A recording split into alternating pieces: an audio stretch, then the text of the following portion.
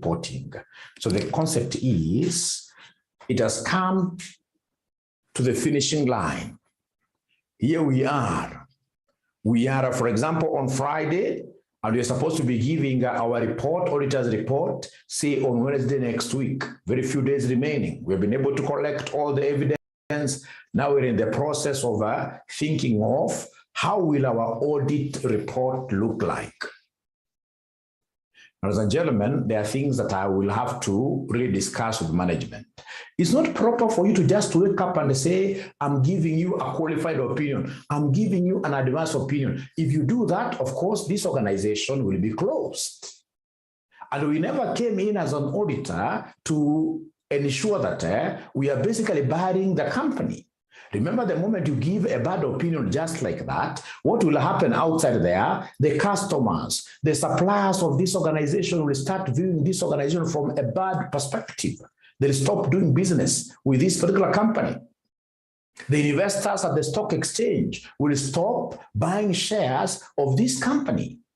So it will be very important, ladies and gentlemen, and that is why as an auditor, you must ensure that from the beginning, that the management are quite aware of their responsibilities, which are basically, ladies and gentlemen, preparation of what your financial statements, looking at the company's going concern, will not be in doubt in the future, right? Establishing internal control systems, let them know that from the beginning. So as you come to the audit clearance here, you'll be basically discussing with them. I told you guys, you are to do this and this. I told you guys, you are not to limit my scope of operation. Now you have limited my scope of operation within the few remaining days. What are you going to do to mitigate my reservations of giving you guys a bad report? What will you do? Right? So you keep on, in this case here, engaging. Now you are engaging. Get, in this case here, your file of errors.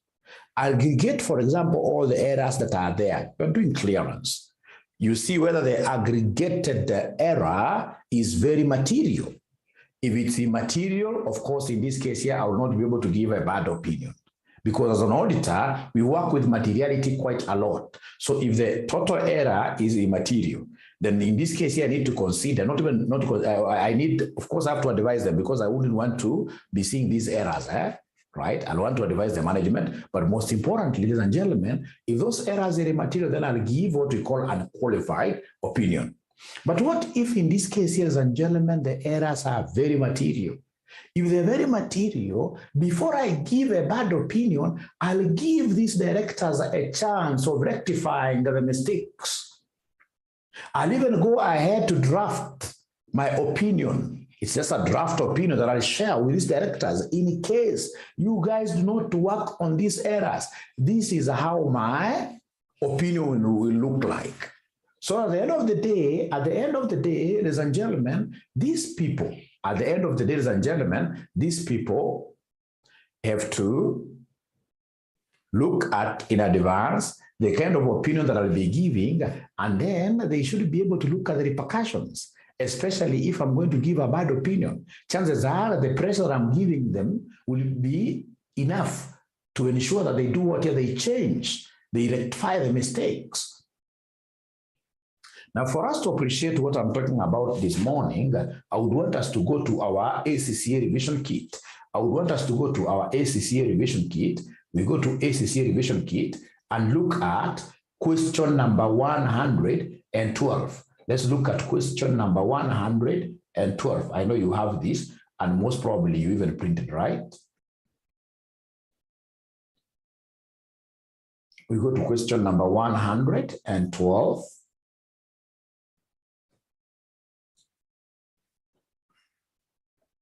We go to question number 112. Question number 112. Corso Air, which has been amended, was amended by ACCA. So we are told here that Corso is a large, first of all, you start by reading the requirement.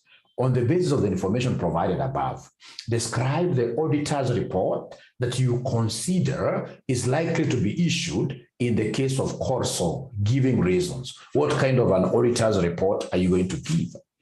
B, explain the difficulties that would be faced by Corso and its auditors if Corso's audit report made reference to going concern issues. This is what I was explaining.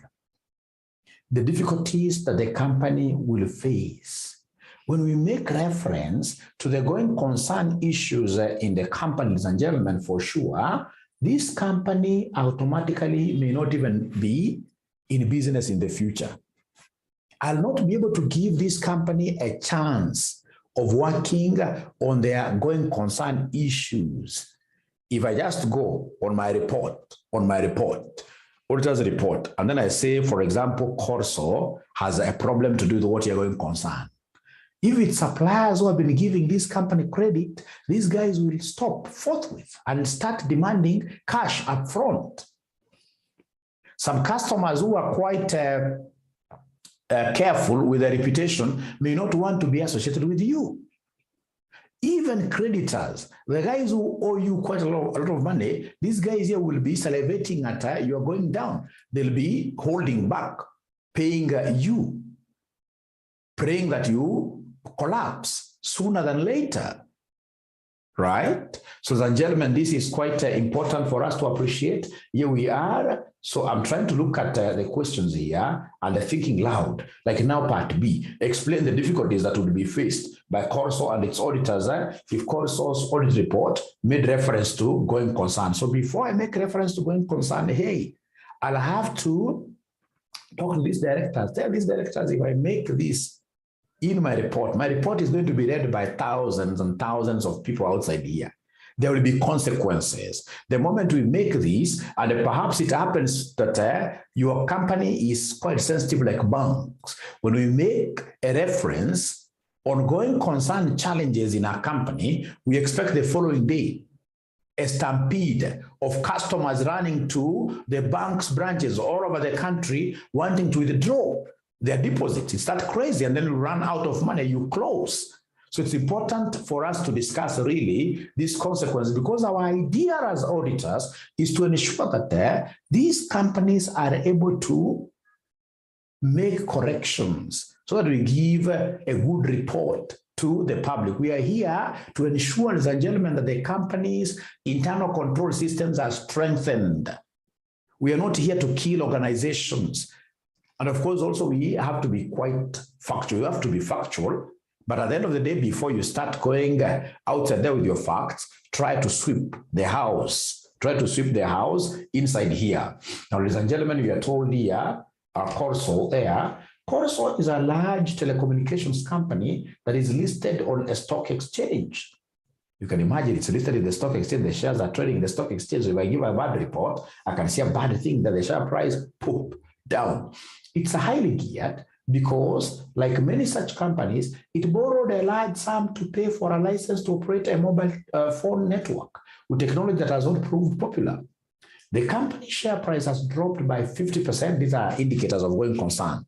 Has dropped by 50% during the last 3 years, and there have been several changes of senior management. These are, of course, indicators of going concern. Management, high labor turnover of management is a sad situation during the period. There has been considerable speculation in the press over the last 6 months about whether the company can survive without being taken over by a rival. There have been 3 approaches made to the company by other companies regarding a possible takeover, but all have failed, mainly because the bidders pulled out of the deal as a result of the drop in the share prices generally. The company has net assets. Good thing. It has net assets. It has net assets. It has not gotten into a negative net assets position, meaning that the liabilities are not more than the assets. When the liabilities are more than the assets, then that is cause for worry. So you're told here that the company has net assets, but has found it necessary to severely curtail its capital investment program.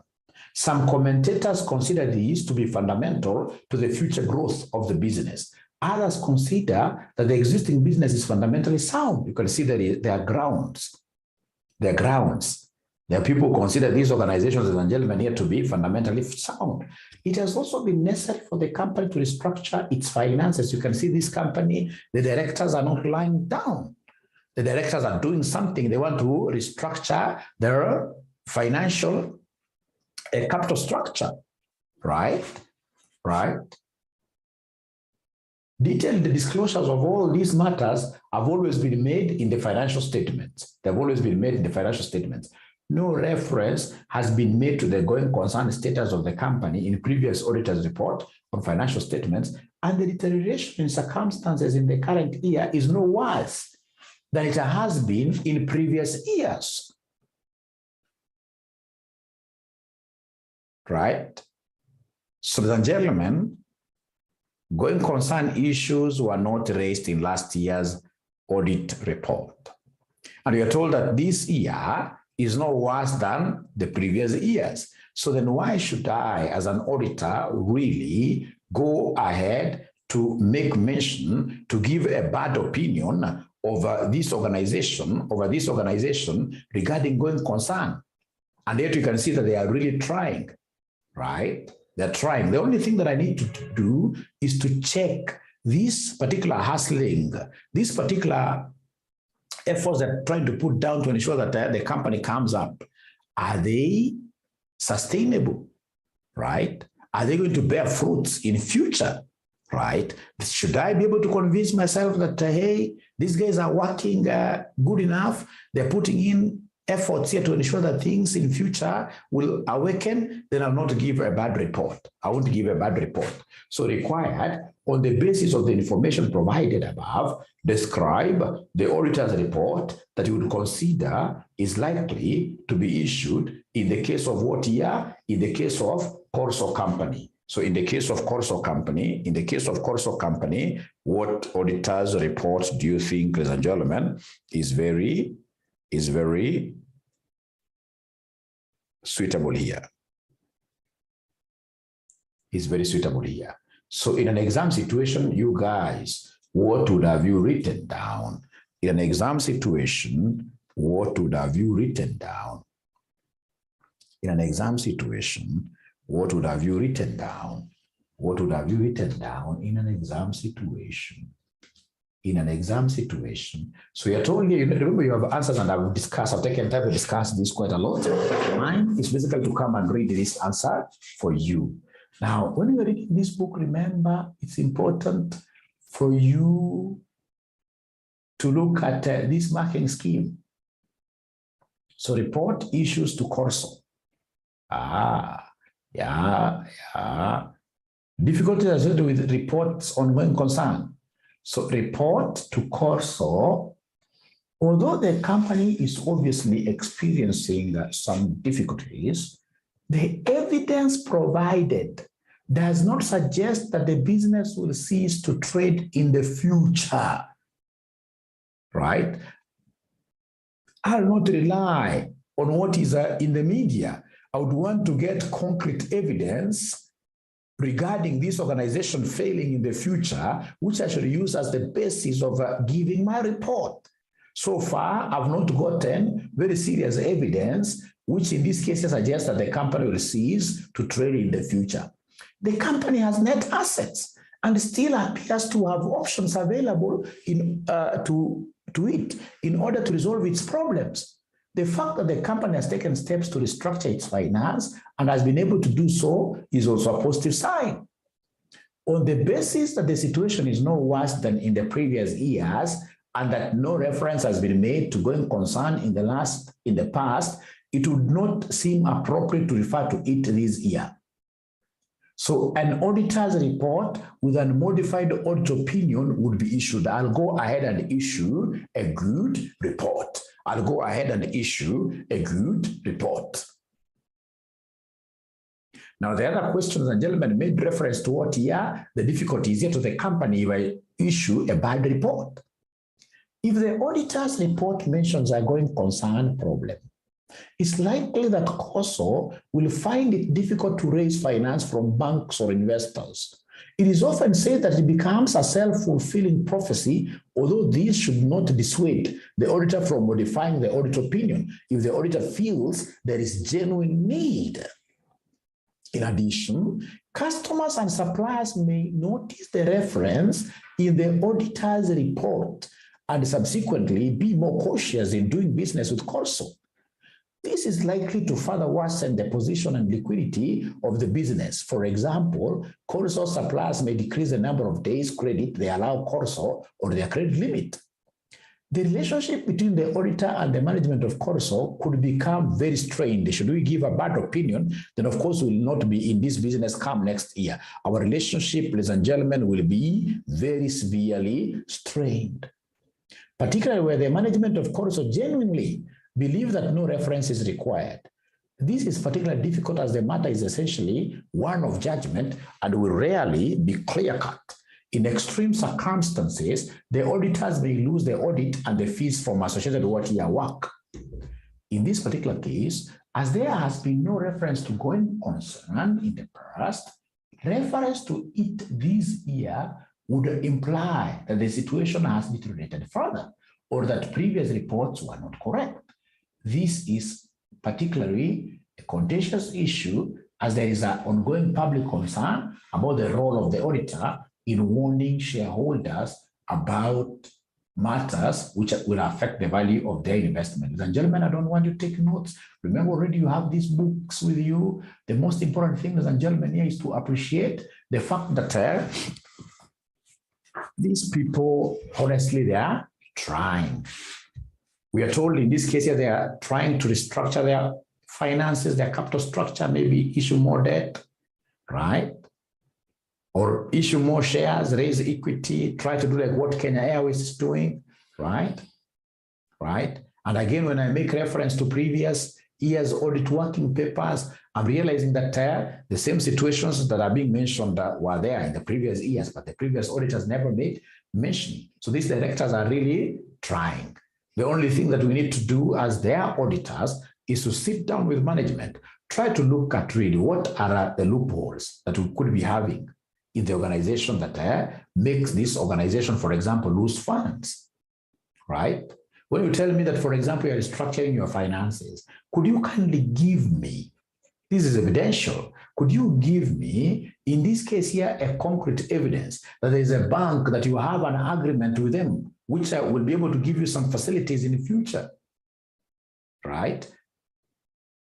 These significant shareholders that you have, like the organizational shareholders, could we have an undertaking from one of the shareholders, the key shareholders, that they are willing, in this case here, to inject money to the business in the very future? The moment we are able to get such kind of an undertaking, ladies and gentlemen, from banks, from key shareholders, etc., then there is no need for us to go ahead and put the last nail on the coffin. Remember, we as auditors are not supposed to be morticians. After all, the moment we go and give bad reports like that, then in the future, we shall not be in business. We are basically, in this case here, killing the goose, in this case here, that lays what here? The eggs, right? We're not saying that, again, we need to really have the kids' gloves when you're fighting against these companies. No, but we're trying to really streamline. We're clearing our audit with them. The last final phase, we're trying to streamline things to ensure that things will be okay in the future. Great. Now, from there, ladies and gentlemen, we go straight away to the second question here. The second question is question number 113. Question number 113. So question number 113, of course, you guys have this book. So question number 113, we are dealing with the last topic, revising the last topic.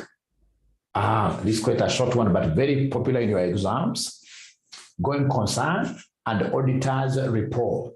So A, describe external auditor's responsibilities and the work that the auditor must perform in relation to going concern status of the company. This is something that I've repeated severally, which I would want to hear from you, great students of mine. Could you kindly give me the responsibilities of the external auditor as pertains going concern? As pertains going concern, could you kindly help me do that? Right? You know, there are two questions in one. You need to describe the external auditor's responsibilities and the work that the auditor must perform in relation to the going concern status of the company. I'm giving you exactly 3 minutes, and I would want to see students really writing something there.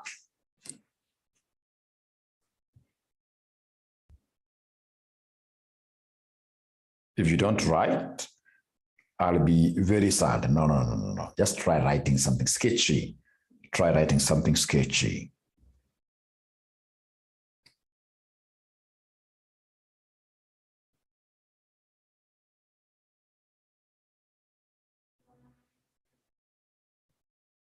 There is the management responsibilities of a going concern, and there is the auditor's responsibility on going concern.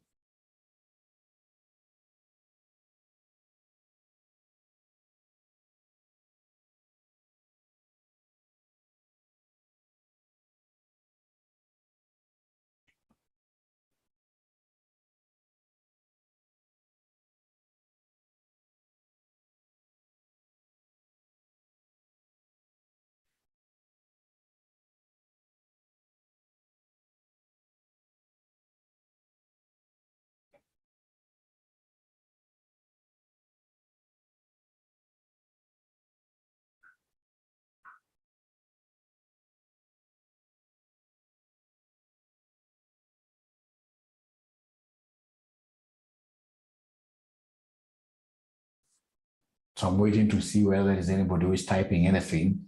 I'm waiting to see whether there is anybody who is typing anything, really. I know why students fail AAA. It's because of what here. Most of them, of course, they know the subject, but the answers that they have are very sketchy. Very sketchy. And they don't take even time to read the questions very well. They don't take time to read the questions very well. Like here, there are two, these are twins. Two of them.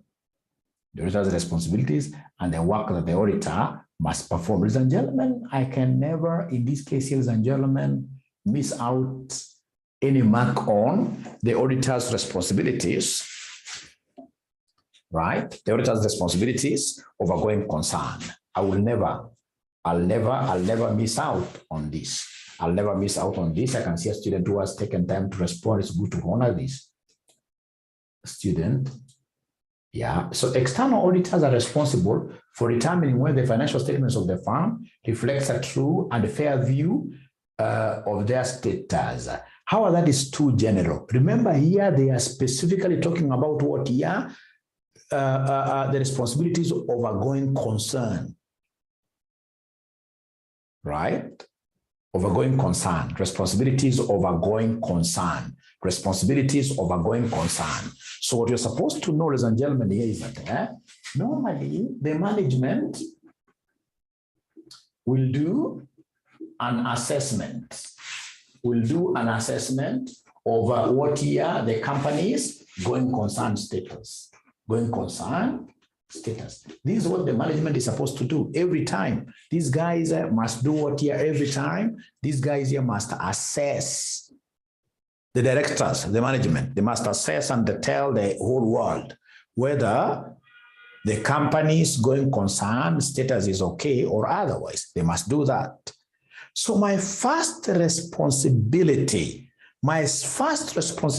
as an auditor is to come and evaluate this assessment process. My first responsibility is to evaluate the assessment of going concern by management. That is the first thing that I'm supposed to do. And how do I do it? I'll obtain forecasts. Remember, these guys, when they're doing this assessment, they normally look ahead 1 year. They normally look ahead 1 year, 12 months ahead. So I would want to see when they're looking at 12 months ahead, ladies and gentlemen, then what are the forecasts that they have in place? Those forecasts, of course, they must be having assumptions like their revenues will grow by 5%. 5%. So if they tell me that their revenues will be growing by 5% or whatever percentage, I have to check their adequacy. I must, in this case here, get proper evidence whether the 5% is achievable, right? So I must talk to a few people here. I must talk, for example, to the sales stroke marketing director, etc. Now, from there, ladies and gentlemen, I'll also myself, it's not my work, but myself, I'll also be looking at the events, which in this case here could cast doubt on the going concern status of the company. Are there events, material events, that may cast, or be looking at the newspapers to see whether people are talking about RCM outside there, right? When I'm outside there, at times I could be floating a few, but I will be quite keen to see whether there are events here. So what is the media saying about this? So these events, ladies and gentlemen, for example, are there customers, our customers, who owe us quite a lot of money, who have been declared bankrupt, or who are going through, in this case here, difficult situations, right? So events like COVID, right? So I'll be looking at some of these things. Right. And then, of course, ladies and gentlemen, I'll be looking at what here, the concept of I must gather a lot of what here, evidence. And when I'm gathering evidence, I'll be doing a lot of what here, discussions. I'll be doing a lot of discussions with management and discussions with, for example, banks through this bank circularization, etc. I like what Egon is saying there. So, ladies and gentlemen, I would want us to go through this very fast. All right.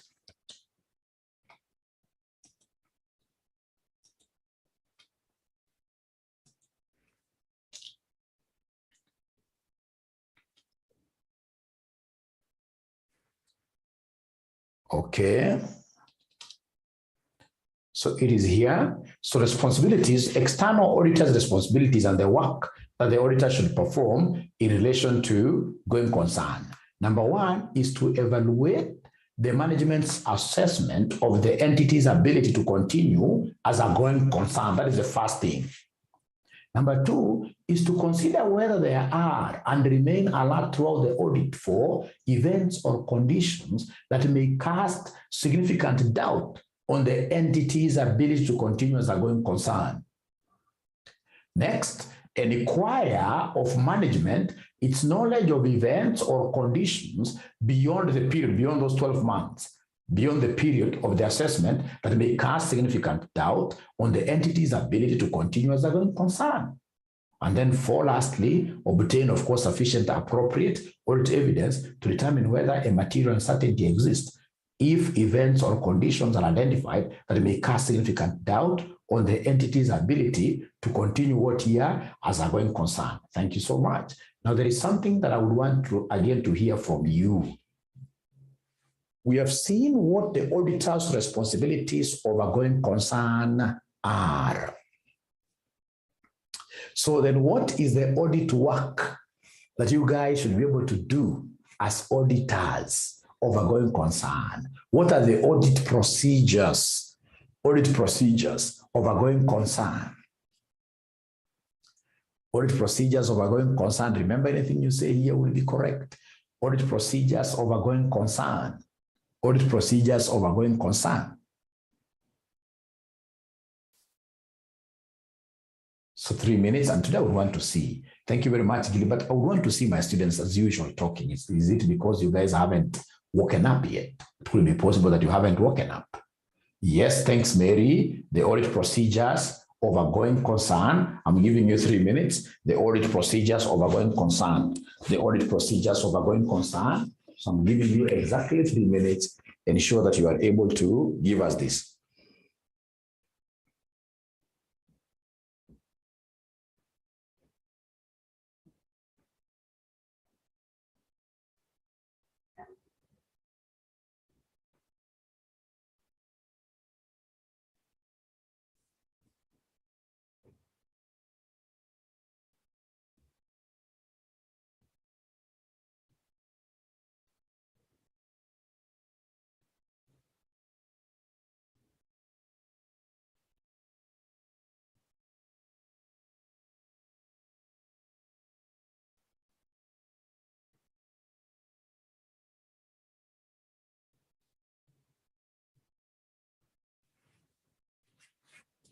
Okay, so in the interest of time, because we only have 1 hour, So whenever they talk of audit work, whenever they talk of audit procedures, ladies and gentlemen, as somebody is telling us there, always think about what here? the RAEOU. RAEOU. RAEOU. Audit procedures, audit work, substantive tests, right? So we have this is analytical procedures. We have inquiries and the third-party confirmations. And third-party confirmations. We have inspections. Like inspections, I'll get a whole ton of what here? A whole ton of points. There are very many documents to be inspected. This is where we talk of review correspondences between the bank and the company. Review correspondences between, for example, if it's a going concern challenge, which has been brought about by some court matter, I'll review correspondences between the lawyers and what here the company, right? Review, right? I have observation, and then we have what we call recalculations.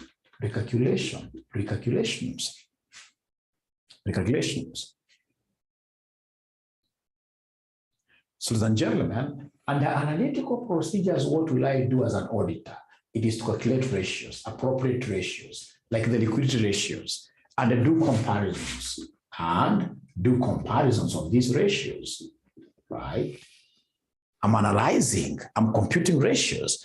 I would want to see the trends, right? Very, very important. So here I'll mention so many things, right? I'm doing comparisons. For example, if it's a loan, like you're told that this is highly geared, I'll calculate gearing ratios. If they are given, mine is simply to analyze. Look at gearing ratios for last year, gearing ratios for this year, etc. Right? And the inquiries and third-party confirmations here, I'll do so many things. The first inquiries that I'll throw around are to the management.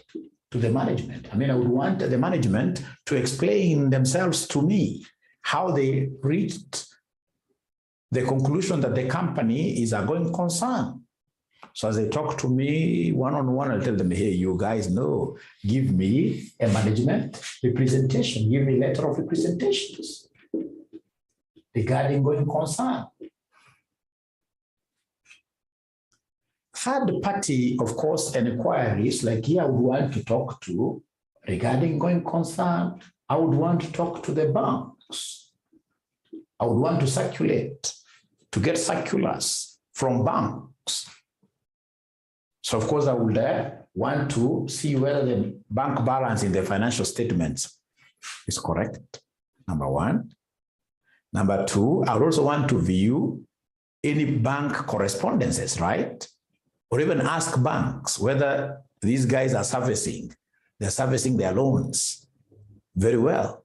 Because that, of course, will have an impact regarding what here, regarding the ability to continue in the future. You can even ask the banks regarding what here, sufficiency of collateral given in the future. Will they be able to advance more money to this particular what here, to this particular company, right?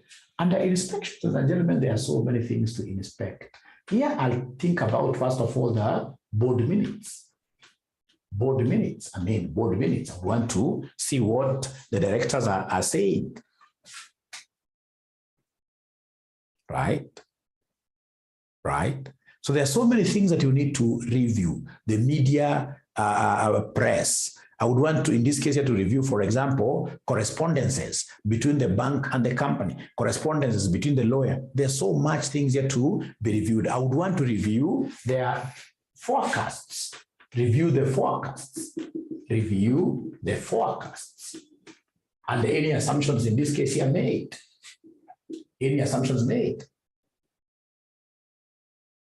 Right? Recalculations, of course, ladies and gentlemen, if they have serious calculations they have done themselves, I would want to see whether those calculations are correct. I'll pick on one of them, sample basis, and then I'll be able to do what here to calculate something.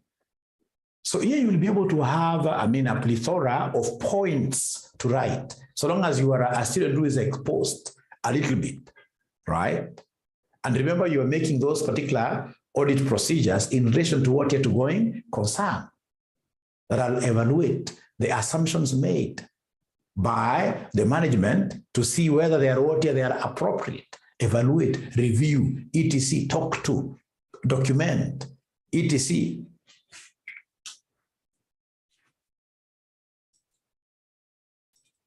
So when you look at this, the audit work, we are told as part of the overall risk assessment, the auditor must consider whether there are any events or conditions and related business risks which may cast significant doubt on the company's ability.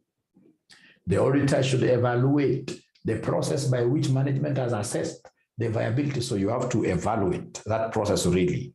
Does it make sense? Does it hold water? So the auditor should evaluate the process by which the management has assessed the viability of the company. The auditor should make inquiries of those charged with governance and examine supporting documentation such as cash flow forecasts and budgets. The auditor must consider whether the period used by management to assess, yes, this is very important, whether the period used by management to assess the viability of the company is sufficient.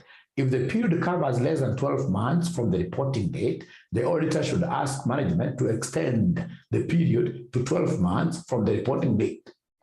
The auditor should evaluate the assumptions used by management and determine whether they seem reasonable in the light of other known facts. Whether events or conditions have been identified which may cast significant doubt on the entity's ability to continue as a going concern, the auditor must review the management plans for future actions and gather sufficient appropriate audit evidence to confirm whether a material uncertainty exists. This will include analyzing and discussing the cash flow and interim financial statements. Yes, this is very important. Reviewing the terms of loans, debentures and loan agreements. Reading minutes of the meeting of shareholders and directors for reference to financing difficulties. Inquiring of the company lawyers regarding litigation and claims.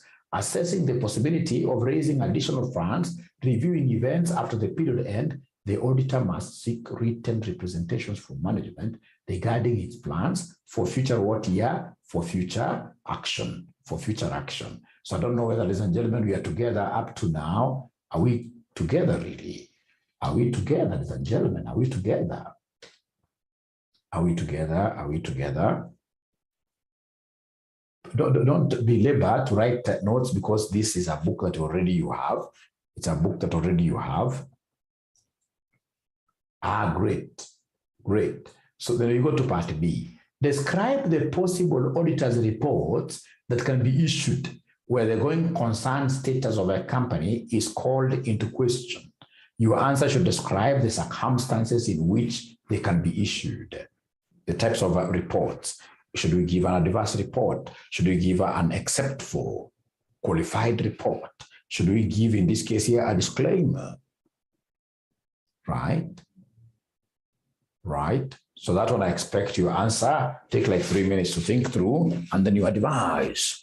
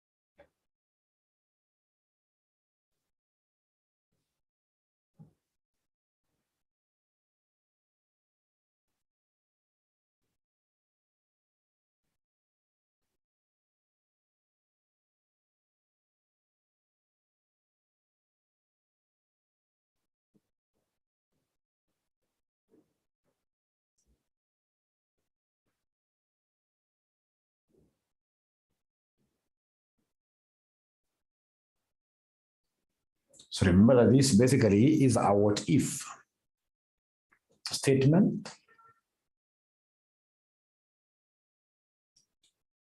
Very easy, very easy. Very easy. So remember, ladies and gentlemen, various types of reports that we have, which you shall never forget. The various types of reports that we have, which you shall never forget. And a qualified opinion, if there is insufficient evidence regarding the going concern of the company, like in the case of course of company, okay.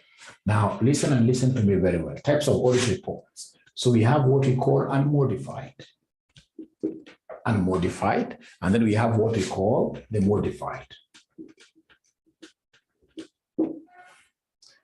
Now, unmodified is a good report. If ladies and gentlemen, if the management, you know, as I told you last time, there are two bases of making financial statements. One of the bases is going concern basis. And then number two, we have what we call a breakup basis. So if we believe that our business is healthy, then we prepare financial statements on a going concern basis. If we believe as directors that our business is not doing very well, it's going to break up very soon, is going concern is under threat, then we write our financial statements on breakup basis. So now that we have going concern challenges and we have admitted, so then what we will do as directors, we shall prepare our financial statements on a breakup basis. Breakup basis is whatever assets, for example, we have, we shall not give them net book value. No. We shall go to the market and ask, if, for example, we want to sell this thing today, how much will we fetch? etc. So break-up basis. So if the management has been able to recognize that they have going concern challenges, and in the process they have done the right thing, they have prepared their financial statements on a break-up basis. So the management has done the right thing. The management has done the right thing. The management has done the right thing and prepared their financial statements on a break-up basis. And then they have done what we call adequate disclosures in the notes. They've said, when you look at our financial statements, please know that these financial statements have been prepared on a breakup basis because we are going to explode next year. We will not be there from our assessment. Next year shall not be there. And he has done proper disclosures. He has said we can't be there because of number one, we have got this litigant who is very aggressive, right? Who is really chasing us. Right? We also have issues, strong issues to do with COVID. We're not able to raise enough money to pay our obligations, etc. So if he has done proper disclosures and he has really done the right thing in terms of preparing the financial statements, then as an auditor, I'll issue unqualified opinion. As an auditor, I'll issue a good opinion, unqualified opinion, but now remember that I have to emphasize to the users of the financial statements in my auditor's report, right? I'll need, in this case here, to emphasize. So I'll need, ladies and gentlemen, a paragraph in my auditor's reports called Material Uncertainty Relating to Going Concern. So I'll issue an emphasis of matter paragraph under a big title there called Material Uncertainty Relating to Going Concern. Issue a good report. And then, of course, basis of opinion, I'll be able to give a very good, why am I, in this case here, giving this good report? From evidence collected, blah, blah, blah, blah, blah. My responsibilities, blah, blah, blah, blah. The auditor's the management's responsibility, blah, blah, blah, blah. This is why I arrived at this particular. After that, there is this emphasis of matter, material uncertainty relating to going concern. I'll draw the attention of the users of the financial statements and tell them, as per note number 6, raised in the director's financial statements disclosures, the company has a big issue to do with what you're going concern because of this and this. But remember, whatever I'm just making reference to, I'm emphasizing something that was raised by who? Directors. That is, if there is what here? Adequate disclosures. Now, number 2, what about now here? Now there are no adequate disclosures. I'm telling these directors, I'm already seeing that there's a big problem ahead, but these directors are saying, no, we don't want our shareholders to know, right? But we can see when we try adding 1 + 1, we are not getting 2 as auditors. We can see this company will not be there next year. So meaning that there is a big disagreement. When they want to do things looking north, and we know for sure that things are what here south down there, things are very bad. So in that case, then I will issue an adverse opinion, because you know that is very pervasive. That's a huge disagreement, right? That's pervasive.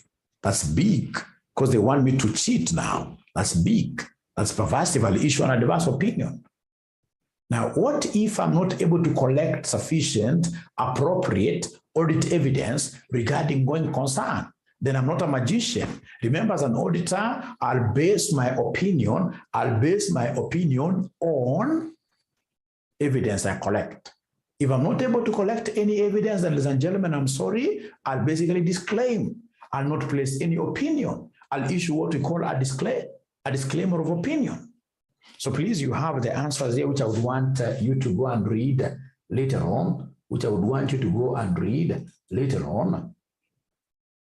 Don't forget to read them. You have your answers there. You have your answers here. So like the auditor's report, where the use of the going concern assumption is appropriate, but a material uncertainty exists, provided that the auditor agrees with the basis of preparation of the accounts and the situation is adequately disclosed, and an unmodified opinion is issued, which is the same as an unqualified opinion. The audit report will, however, include an emphasis of matter paragraph highlighting the uncertainty to the user and referring them to details in the disclosure note. Note 2, where the material uncertainty exists, but the situation is not adequately disclosed, the opinion should be modified on the grounds that there is insufficient disclosure and the financial statements are materially misstated. Depending on the specific circumstances, this may be a qualified except for or an adverse opinion. If the auditor's judgment, in the auditor's judgment, the company will not be able to continue as a going concern, right? And the financial statements have been prepared on a going concern basis, the auditor shall express an adverse opinion. If the auditors are unable to form an opinion because they were not able to obtain sufficient appropriate audit evidence, they shall use an except for, qualified, or disclaimer. If management is unwilling to extend its assessment where the period considered is